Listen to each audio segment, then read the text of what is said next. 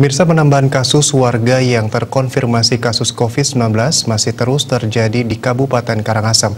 Pada Rabu 23 September, Bumi Lahar kembali menambah 19 kasus baru warga terjangkit COVID-19.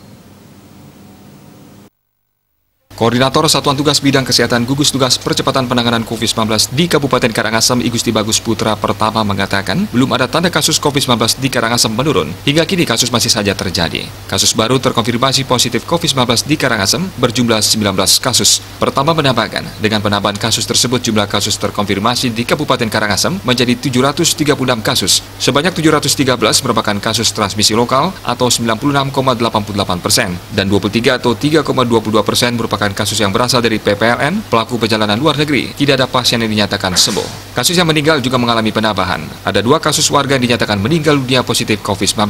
Sedangkan untuk kasus probable yang meninggal dunia juga bertambah 2 orang. Jadi pasien kasus konfirmasi positif yang meninggal berjumlah 28, sedangkan pasien kasus probable yang meninggal berjumlah 37 kasus. Eka Parananda, Bali Pos melaporkan.